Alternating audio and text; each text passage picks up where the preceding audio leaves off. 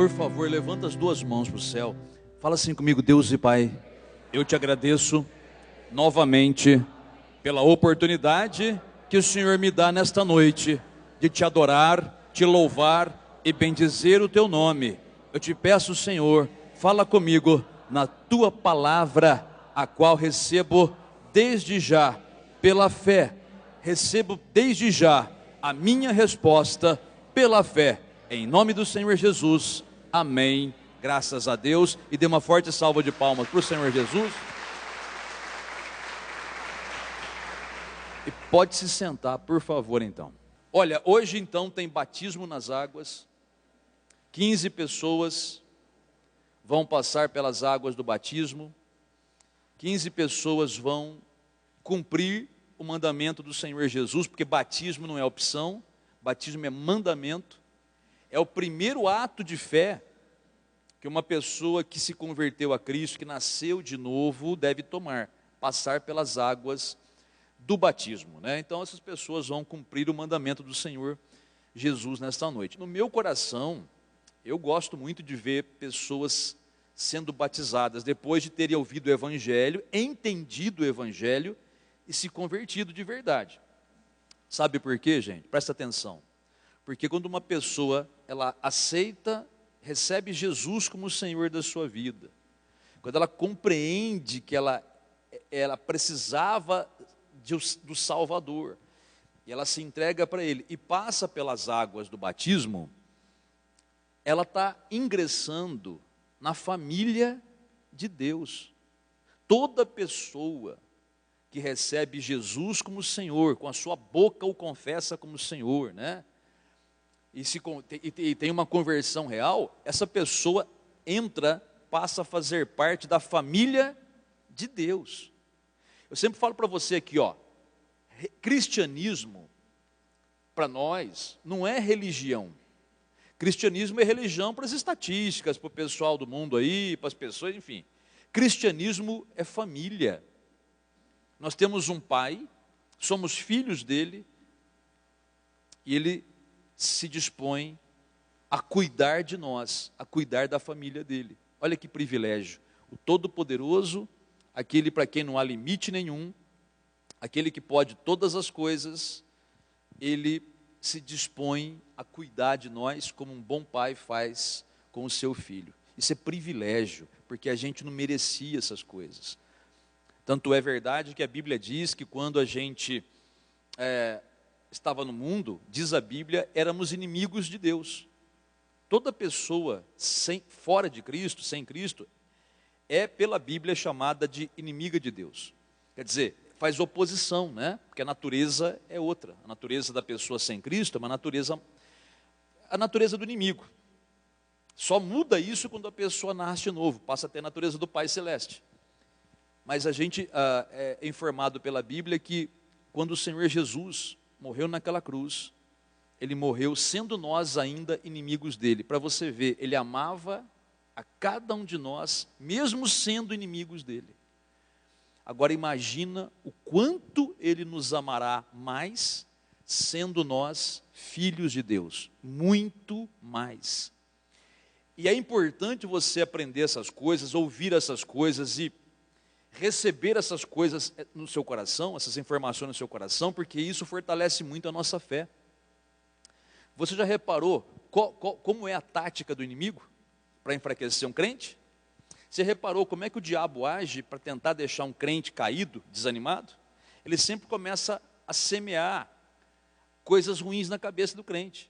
Ele começa, como diz a Bíblia, lançar os seus dardos inflamados na mente da pessoa, para tentar fazer a pessoa achar que ela está desamparada.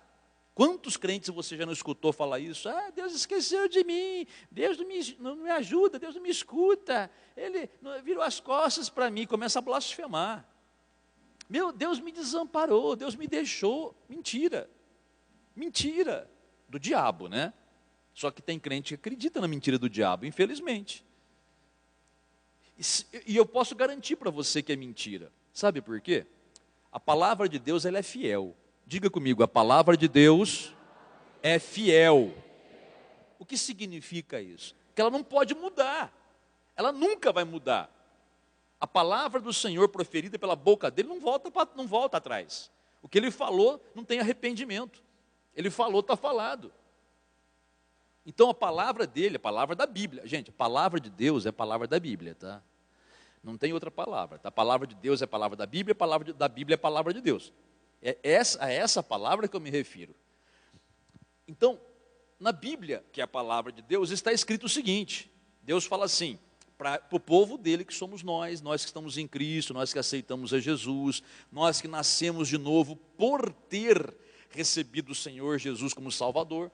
Então, diz a Bíblia que ele, Jesus, o próprio Senhor, diz que ele nunca vai nos deixar. Nunca, essa é a palavra que ele usa. De modo nenhum. Isso significa que pode acontecer o que for, ele não pode, de maneira nenhuma, nos deixar. Ele fala assim, ó, exatamente sem interrupção. Ele fala assim, ó, nunca te deixarei, de modo nenhum te abandonarei. Ora, se ele diz isso, para nós que já cremos em Jesus como Senhor e Salvador, ele não pode mentir. Veja, às vezes eu posso me sentir sozinho. Às vezes a pessoa se sente sozinha, por causa das lutas desse mundo, por causa dos problemas que enfrenta, não é? Às vezes os problemas vêm tudo de uma vez, né? E vêm tão pesados que a pessoa não dá conta. Então ela começa a ter aquela falsa impressão de que Deus não está ajudando. Aí ela começa a abrir a boca para reclamar. Pode parar. Ah, mas Deus ele está com você. Mas se estivesse comigo, ele está com você. Eu sempre digo para você, e por favor, põe no seu coração. O errado da história somos nós, não Deus, porque Ele é perfeito e a gente não é.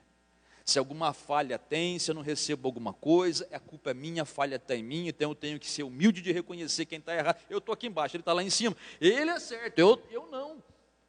Então tem que melhorar a minha fé, tem que buscar mais, ver aonde eu posso estar errado, onde estou errando de repente, enfim, para que as coisas comecem a melhorar. Ele é perfeito, mas que Ele está sempre comigo, Ele está, e se você é de Cristo, Ele está sempre com você. Ele nunca vai te deixar e de modo nenhum vai te desamparar. Palavra do Senhor, nessa palavra você pode confiar. Não tem como, se Ele um segundo deixar você, Ele se tornou um mentiroso. Mas a Bíblia fala, seja Deus verdadeiro e mentiroso todo homem. Ele é verdadeiro, gente, Ele não muda. O que Ele falou, Ele sustenta. Ele sustenta a palavra dEle.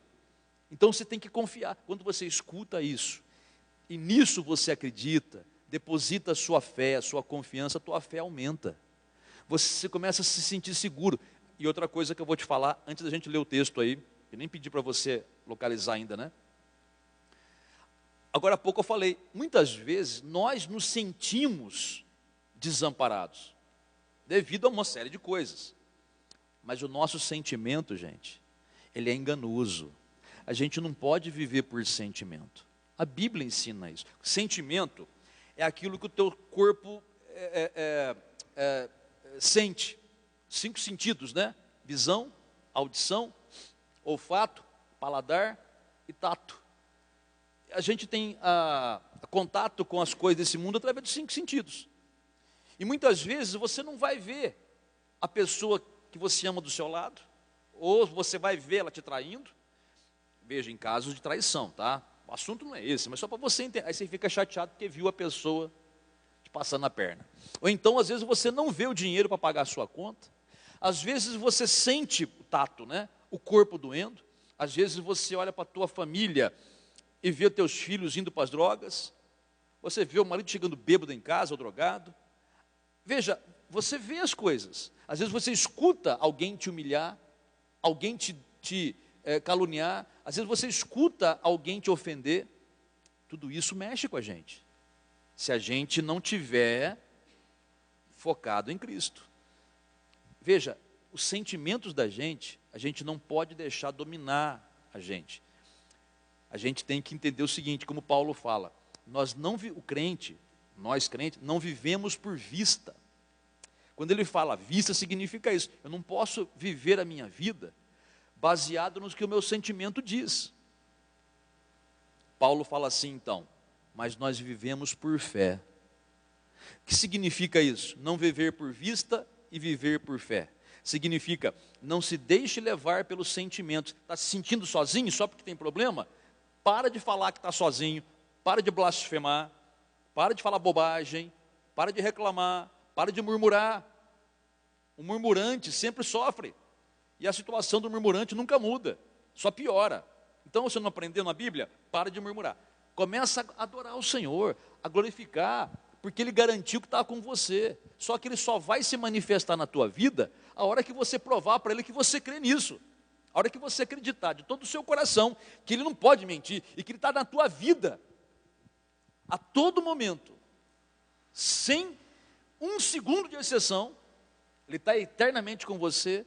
A hora que você entender isso e começa a adorá-lo por isso, e a louvá-lo também por isso, agradecê-lo por isso, mesmo diante da tribulação, no meio da tribulação, você vai estar lá: glória a Deus, porque o Senhor está comigo. Aí Ele começa a se manifestar na sua vida. Porque enquanto estiver, Deus está comigo, mas a vida está difícil, não aguento mais, estou desanimado. Isso é derrota, viu? Você vai afundar cada vez mais. Que a sua boca tenha só um tipo de palavra, a palavra que Deus precisa ouvir para agir na tua vida. Qual é a palavra que Deus precisa ouvir para agir na tua vida? É a própria palavra dEle, o que Ele falou, o que Ele prometeu. Fala o que Ele disse. Até hoje de manhã nós pregamos essa palavra. Se você fala, hoje de manhã não, perdão, sexta-feira. Se você for falar, fale segundo os oráculos de Deus. Oráculo quer dizer uma palavra de Deus, a palavra dele. Fala em conformidade com o que Deus fala. E mais, adore-o pelo que Ele é, louve-o pelo que Ele faz. Olha, Sadraque, Mesaque e Abednego. Você conhece a história desses 3 jovens, né? Eles se recusaram a adorar uma estátua. Eles só adoravam o Deus verdadeiro. Se dobravam só diante do Deus verdadeiro. Quando surgiu uma lei naquela terra que obrigava todo mundo a adorar uma imagem, eles se recusaram. Eles não aceitaram aquilo e foram lançados na fornalha. Foi dada uma última chance para eles se retratarem e se curvarem diante da estátua. E eles falaram assim: ó rei, falaram para o rei Nabucodonosor, né? É o seguinte, não vamos nos dobrar. Eu vou lançar vocês na fornalha, que derretia até ferro. Quer lançar, lance. Quer jogar a gente lá, jogue. Se o nosso Deus quiser salvar, Ele salva. Se não quiser, não salva, o problema é dele. Somos dele, estamos na mão dele. E faz o que o senhor achar melhor. Mas nós não vamos nos dobrar. Veja, isso é louvar o Senhor na cara do perigo. E foram lançados no meio da fornalha, que o rei mandou acender 7 vezes mais do que o normal. Por isso que eu falei que derretia até ferro. Só que no meio daquele fogo, o Senhor estava com eles, confirmando a palavra: nunca vou te deixar, de modo nenhum eu vou te desamparar. E os 3 saíram da fornalha ilesos. Veja, Deus, o Senhor não livrou eles do fogo, mas livrou do poder do fogo. Às vezes você acha que só porque você serve a Cristo, você não vai ter problema na vida. Lê do engano, como diríamos antigamente, né? Quer dizer, não tem essa ilusão, não. Os problemas da vida vêm para todos nós, mas em todos eles, o Senhor está conosco. Agora tem um detalhe. Eu sei que tem pessoas que vão se perguntar: mas Deus está comigo, por que eu estou sofrendo? Analisa a sua vida. Mesmo que você peque, Deus está com você. Sabia disso? Não seja religioso, seja bíblico, como eu sempre digo. Se você pecar, Deus não vai sair da sua vida, porque Ele não pode quebrar a palavra dEle. Ele não falou assim: eu vou ficar com vocês, nunca vou te deixar, só se vocês não pecarem. Ele não falou isso. Ele falou: nunca vou deixar, nunca vou abandonar. Ponto final. Ainda que você peque, Ele está com você. Só que, aí entra o problema, né? No pecado, Deus não consegue se manifestar. Está ali, mas Ele fica muito limitado. Na misericórdia dEle, Ele não permite que você morra, não permite que algo pior aconteça. Mas por que Ele tem essa misericórdia? Para dar tempo para a gente se arrepender. Porque se você estiver no pecado, você vai sofrer, você sabe da história, desse assunto. Deus ele está na sua vida, mas ele fica muito limitado de agir na sua vida. Só que tem um detalhe: na hora que você, porque Deus te deu tempo para se arrepender, você ergue a sua mão para o céu, se quiser erguer, né? Na verdade, tem que abrir o coração, confessar o teu pecado, pedir misericórdia para Ele, na mesma hora. O sangue de Jesus vem como um fogo consumidor, apaga o teu pecado, e daquele momento em diante, aí Deus então pode começar a se manifestar na sua vida. Então, se houver pecado, tira o pecado, elimina essa praga maldita que acaba com a vida de muito crente. Elimina o pecado, ponto.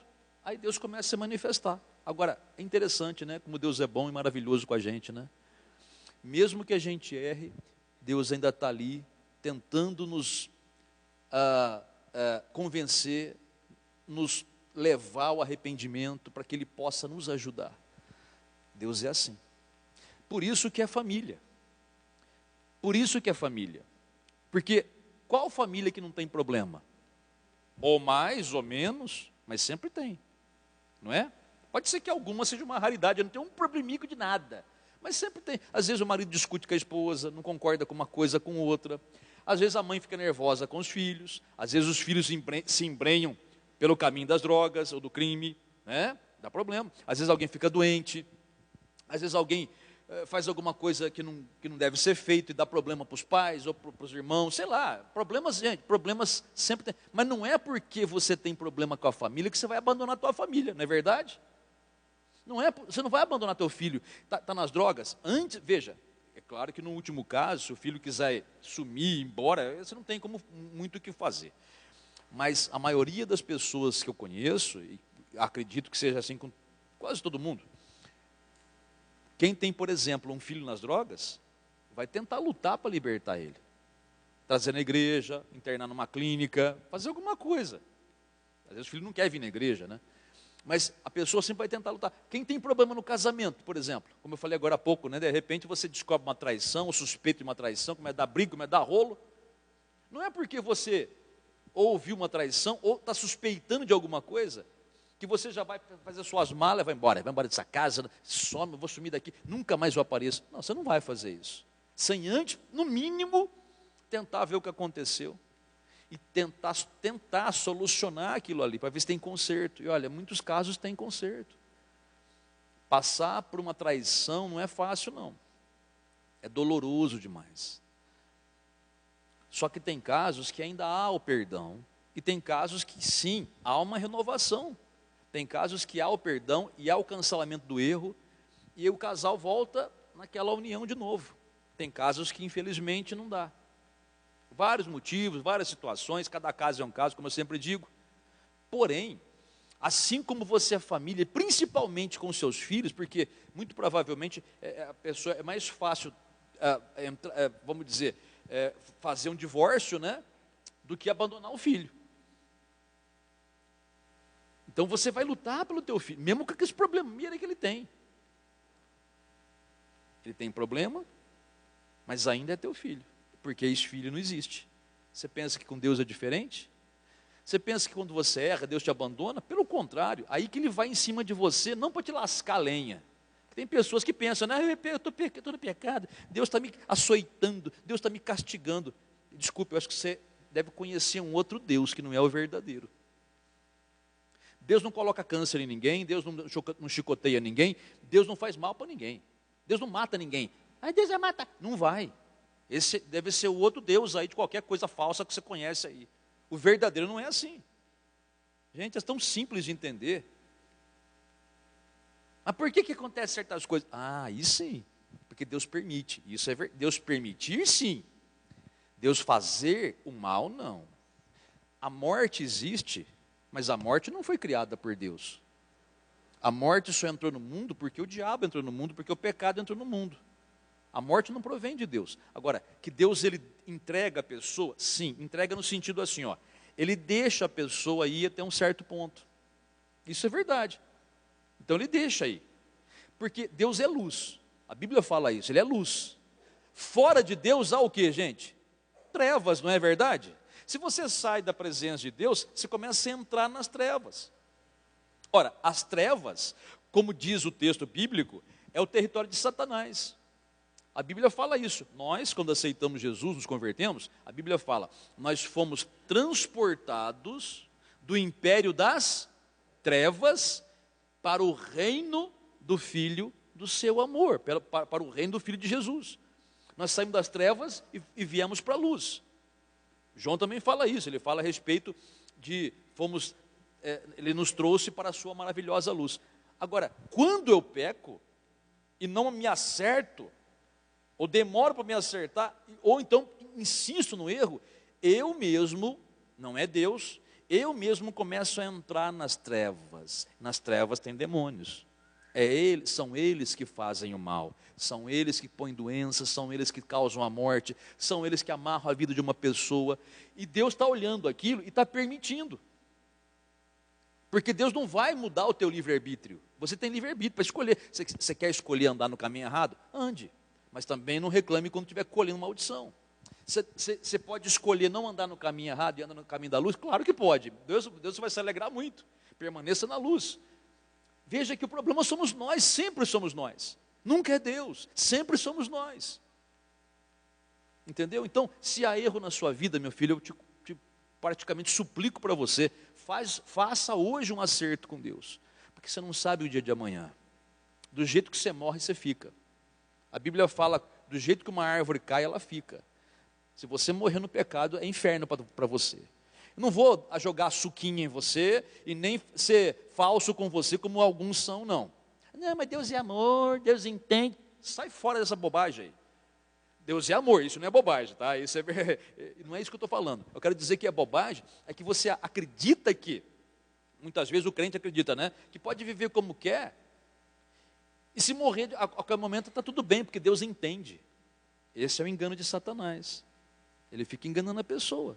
Por isso que eu falo, eu suplico para você, faz hoje um acerto com Deus. Você não sabe o dia de amanhã, você não sabe se vai amanhecer vivo, você não sabe se Jesus volta essa noite, essa madrugada, daqui a pouco, a gente não sabe. Então esteja pronto porque daí vier. Se você morrer, tendo acertado com Deus, tendo pedido misericórdia, se purificado, se lavado no sangue de Jesus, tudo bem, ele vem, você morre, você sobe. Se ele voltar para buscar a igreja, mesma coisa. Estou bem, então ele vem e vai buscar, a gente sobe com ele. E se a gente tiver que continuar um tempo aqui, escuta que maravilha. Porque a gente fez o nosso acerto com Deus.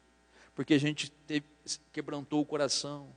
E foi humilde de dizer, Senhor, eu errei, tem misericórdia, mas a partir de hoje eu faço o meu acerto contigo, volto para a tua presença, não quero ficar mais no erro. Sabe o que vai acontecer daqui para frente? Lutas virão, viu? Porque o inimigo quer arrastar você para o lado dele, quer fazer a sua vida ficar atormentada, mas Deus é maior, por isso que a Bíblia fala, maior é aquele que está em nós, do que aquele que está no mundo. Deus está em nós, e quando você não tem impedimento para Deus agir, quando você não põe limites nele, por meio do pecado, quando você se acerta, se houver, gente, se houver pecado, tá? Não estou dizendo que todo mundo peca, não é isso que eu estou falando. Tem gente que está certinho com Deus, beleza, mas caso seja essa sua situação, acerte-se hoje, para que Ele comece a se manifestar na sua vida com poder, para que Ele comece a mudar a tua história. A gente sabe que muitos crentes sofrem derrotadamente, nem sei se existe essa palavra, mas muitos crentes sofrem de modo muito humilhante nessa terra. Sabe por quê? Porque eles não entendem que o Pai Celeste, o teu Pai Celeste, o Pai de nosso Senhor e Salvador Jesus Cristo, Ele quer o melhor para você. Ele quer o melhor, é vontade dEle que você progrida, que você vença em tudo. Mas aí, repito para você, vem o maldito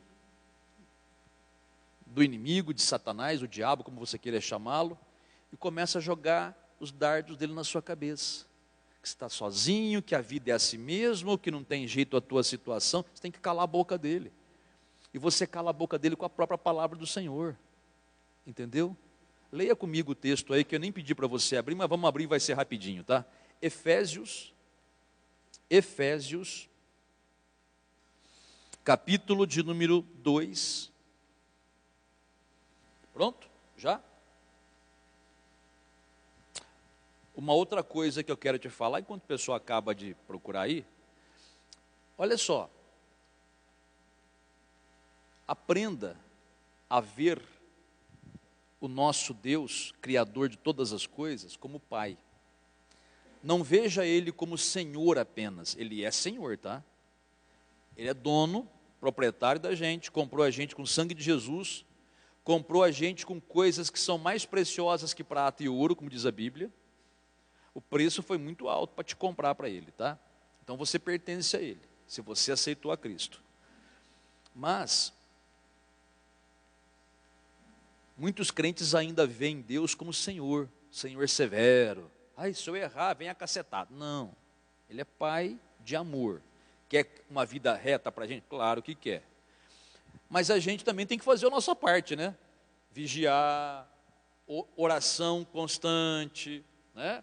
Adorar o Senhor, adorar, ter mais tempo para adorar o Senhor, simplesmente adorar, tá? Sem pedir nada, intimidade profunda com Deus. Olha, você disse hoje para Jesus que você o ama? Senhor Jesus, eu te amo. Você falou isso? Pastor, nem hoje, nem ontem, nem no mês passado, acho que eu nunca falei isso para Jesus. Eu pergunto, por quê? Não é que você seja uma pessoa má, se você não fez isso. Não é isso. É que a gente não vigia. A gente fica tão preocupado com as coisas dessa vida, que a gente dá importância para o que é menor, e não para aquilo que realmente importa. Ah, mas os problemas que eu estou passando são importantes. Não são maiores do que Deus. Com Deus você resolve tudo. Sem Ele te ajudando, você não resolve quase nada. Começa a adorar o Senhor. Em vez de ficar brigando com as pessoas, brigando com o marido, brigando com o filho, brigando, discutindo, batendo boca, esquentando a cabeça, reclamando da vida, murmurando. Para de fazer isso. Você é crente no Senhor Jesus. O povo do mundo que faz isso. Você não pode fazer isso. Você não. A próxima vez que você for abrir a boca para reclamar, o Espírito Santo vai te fazer lembrar dessa palavra de hoje. Você é crente, isso não é vida para você. Porque isso, quando você está reclamando e murmurando, representa a falta de confiança em Deus. Ah, mas os problemas são muito graves. Com certeza não é mais grave do que Sadraque, Mesaque e Abednego. Não é, pode ter certeza. Então, comporte-se, componha-se. A próxima vez que vier na tua boca para você reclamar de qualquer coisa, Senhor Jesus, eu te amo, porque a obra que o Senhor fez por mim foi para que eu pudesse ter acesso ao Pai. Acesso ao Pai quer dizer, eu posso estar na presença dEle a qualquer momento e pedir o que eu quiser, que Ele vai me dar. E vai mesmo, porque Deus é doador. Deus, Ele é doador. Tudo que Deus pede para a gente, Ele só pede para poder multiplicar e devolver para a gente, porque Deus não precisa de nada da gente. Nada, nada, nada. Deus não precisa da nossa adoração. Deus manda a gente adorá-lo, mas Ele precisa? Ele já existia antes da gente nascer, gente. O que Ele vai fazer com a nossa adoração para Ele mesmo, quero dizer? Para benefício dele nenhum. Deus não precisa do nosso louvor. Ah, louvem ao Senhor o tempo todo, sim. Mas não que Ele vai ser beneficiado com isso. Ele já existia sem o nosso louvor. Ele não precisa do nosso dízimo. Ele pessoalmente, eu quero dizer, a obra precisa. Paulo no Novo Testamento fala isso, Jesus fala isso no Novo Testamento, mas Deus mesmo não. E as ofertas? Deus também não precisa. O que Ele vai fazer com a oferta? Ele já é dono de tudo. A obra precisa, sim. E a obra chama, e Paulo chama, tanto o dízimo quanto as ofertas, que são do Senhor. Mas em que sentido que nós damos para Deus então? Quando você entrega na obra de Deus, a obra de Deus é abençoada, alcança mais pessoas, então Deus pega aquilo que você deu para Ele, que não é só dinheiro não, tá? Dinheiro, na verdade, é o menor dos itens. Quando você deu a sua oração, quando você intercedeu pelas almas, pelas pessoas, almas que eu quero dizer, pessoas vivas, tá? Gente que morreu, a gente não ora mais, tá, gente? Não ore por quem morreu, por favor, hein? Isso aí é heresia. Quem morreu não escuta a tua oração, tá? Por mais que você amasse a pessoa, tudo, partiu daqui, cortou todo o contato. E Deus proíbe, inclusive, de falar com os mortos, porque há um grande risco de um demônio se disfarçar na pessoa para te enganar. Então, quando você intercede pelas pessoas, quando você intercede pela igreja, quando você investe tempo orando pelas vidas, quando você ajuda de alguma maneira, tudo isso você está dando para Deus. Quando você simplesmente louva ao Senhor, quando você pega aquelas 2 horas que você assiste um filme inútil, que não vai acrescentar nada na tua vida, quando você simplesmente pega aquelas 2 horas que você ia jogar aquela porcaria de videogame, aquela droga, aquele ladrão de tempo, e vai adorar o Senhor, louvar o Senhor, você está dando para Ele. Mas Ele precisa, pastor, você acabou de falar que Ele não precisa. É verdade, Ele não precisa. Mas Ele pega isso, tudo que a gente deu para Ele, multiplica e devolve para a gente. Ele prova isso com a natureza. Faz uma saladinha de tomate. Aí, hoje em dia, você põe no lixinho da pia lá, né? Mais um tempo atrás, às vezes a pessoa ainda faz isso hoje. Está lá no quintal, tem quintal de terra ainda, né? De repente cai lá uma sementinha da saladinha de tomate. Cai na terra. Ou cai no buraquinho do cimento. Em casa lá, o quintal é cimentado. Mas tinha uma rachadura no pedacinho que estava rachado lá, que um dia caiu uma sementinha de tomatinho cereja. Quando veio o pezinho de uma semente, o pezinho começou a brotar. Aí eu falei para Ana Rosa, vamos cuidar, né? E cuidamos, cresceu. Quanto tomatinho cereja que deu aquele pezinho, que virou um pezão. Sabe o que é isso? É Deus ensinando a gente. Uma semente que plantamos, Deus devolve incontáveis sementes, porque cada tomatinho que você corta tem um monte de semente dentro. É isso que Deus faz com aquilo que você dá para Ele. Ele multiplica e devolve para você. Sabe por que Deus faz isso? Porque Ele é doador. Ele não é receptor, Ele é doador. Tudo que Ele recebe da gente é para devolver para a gente melhorado, abençoado e multiplicado. Quando você adora a Deus, Ele não precisa da adoração, Ele só precisa no sentido de que através da adoração e o louvor, você dá para Ele a capacidade dEle te abençoar. Amém, pessoal? Do mesmo jeito que o murmurador dá para o diabo a oportunidade para o diabo acabar com a vida da pessoa que murmura, Deus, Ele dá a oportunidade. Aliás, a gente dá a oportunidade para Deus abençoar a nossa vida quando a gente começa a adorá-lo, louvá-lo, gente. Faça isso a partir de hoje. Faça isso. Amém, pessoal? E porque, para finalizar, hoje eu inverti. Comecei falando e depois vamos ler o texto, né? Mas esse texto aqui é tão curtinho e tão fácil de você memorizar, que você nunca mais vai esquecer dele. Leia comigo, por favor. Olha aí. Efésios capítulo 2, versículo de número 19.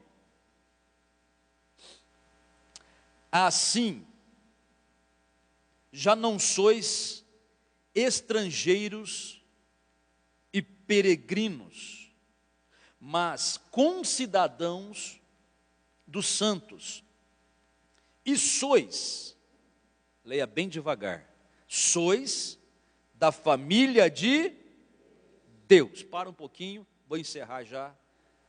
Levanta as 2 mãos para o céu, por favor. Isso aqui é revelação. Você não é alguém que está jogado por aí. Você não é bastardo, tá? Você não é nem peregrino mais.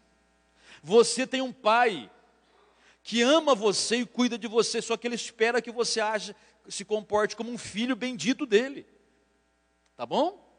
Levanta as 2 mãos para o céu. Fala assim comigo: Deus e Pai, eu te agradeço, porque o Senhor, em Cristo Jesus, me tornou um filho do Senhor e me fez ser membro da família do Senhor. Eu declaro com a minha boca e te dou graças por isso, que eu sou da família de Deus, em nome do Senhor Jesus, amém. Graças a Deus, e dê uma salva de palmas para o Senhor Jesus. Então olha só, agora é finalizando mesmo aqui. Olha só, lembra que o Salmo 23, ele fala da mesa. Preparas-me uma mesa na presença dos meus adversários ou inimigos. Lembra que Paulo no Novo Testamento ele fala da mesa do Senhor, que é a mesa da Santa Ceia. Lembra que o Salmo 23 também no início, ele fala, o Senhor é o meu pastor e nada me faltará. Só que a revelação da Bíblia é progressiva. Você vai andando para frente no Novo Testamento, Deus começa a se revelar não só como teu pastor, mas principalmente como teu Pai Celeste. Lembra que o próprio Senhor Jesus disse que se nós que somos maus, sabemos dar boas coisas para os nossos filhos, quanto mais, não é quanto menos, é quanto mais, tá? O Pai Celeste dará boas coisas para os filhos dele que pedem para Ele. Sabe o que isso significa? Significa que Deus Pai, Ele tem uma mesa para a gente. Ele está convidando todos os seus filhos, como bom pai que Ele é, se reunirem nessa mesa e pegarem ali naquela mesa tudo que nós precisamos. Na mesa do Pai tem salvação, mas a salvação você já tem, porque aceitou Jesus. Mas na mesa do Pai tem salvação para a tua família, porque Ele falou, crê no Senhor Jesus, será salvo tu e tua casa. Na mesa do Pai tem o batismo com o Espírito Santo, tem o enchimento com o Espírito Santo, que é uma promessa de Deus e um presente para todo crente que ouse crer nessa promessa. Ser cheio do Espírito Santo com a evidência de falar em outras línguas. Na mesa do Pai tem o sustento financeiro que você está precisando, tem a provisão, que Ele falou, o Senhor é meu pastor, nada me faltará, nada é nada mesmo. Na mesa do Pai tem a cura para o teu corpo está infestado de doença, ou de repente é uma doença só, mas que está detonando você. Na mesa do Pai tem a cura que você precisa. Na mesa do teu Pai Celeste tem o livramento que você está precisando, tem a direção que você não está tendo da parte de nenhum ser humano. Você pediu opinião para 1000 pessoas e ninguém te deu uma resposta satisfatória, pois o nosso Pai tem a palavra para você, Ele tem a direção para te dar. Na mesa do Pai tem o consolo e o conforto que nenhum ser humano te dá, mesmo que queiram. Você sabe disso, né, gente? Quando você está numa dificuldade de alma, machucado na alma, se a tua mãe vier te abraçar e te dar um beijo e te falar algumas palavras, é bom, mas não é o suficiente. Se o teu filho vier te abraçar, mamãe, papai, é bom, mas não é o suficiente. Gente, tem situações, claro, tem situações que isso é bom e resolve, mas tem situações que é só o Pai para poder penetrar no mais profundo da nossa alma e dar o conforto perfeito que nenhum ser humano pode dar. Ele tem nessa mesa. Ele tem nessa mesa. Ele tem a resposta para você na mesa dele. Só que você precisa guardar essa palavra no teu coração. Você é família. Você tem uma família. Nunca mais diga que Deus te abandonou. Nunca mais diga que Deus não te responde. Nunca mais diga que Deus te virou as costas. E seja humilde também. Muitas vezes Deus Ele quer falar com você, mas não consegue. Por quê? Porque o pecado separa a gente de Deus. Lembra do filho pródigo? O filho pródigo que saiu de casa, ele nunca deixou de ser filho. Só que o pai não conseguia se comunicar com o filho por causa da distância. Ele só conseguiu se comunicar e dar para o filho melhor quando o filho voltou. É a mesma coisa, gente. Está entendendo? Então, se você for tentado a pecar e pecar, não peque, por favor, deve dar muito problema. Simplesmente se volte para Deus pedindo misericórdia, porque na mesa do Pai também tem o perdão. Tem o perdão para qualquer coisa. Você pode ter errado muito feio lá, que não devia ter feito, mas o prejuízo que está colhendo até hoje às vezes. Só que hoje, que embora é um culto de batismo, é um culto onde as pessoas vão passar pelas águas. Você que está aqui ouvindo essa palavra, você não está aqui por coincidência. Deus te trouxe aqui para ouvir isso daqui. Ele está dizendo, eu te amo e não quero te perder e nem vou te perder. Apenas dê ouvido para o que eu estou dizendo. A hora que você dá ouvido para o que o Pai fala e pratica essa palavra, Ele começa a se manifestar na sua vida com o poder dele, em nome do Senhor Jesus. Amém, pessoal?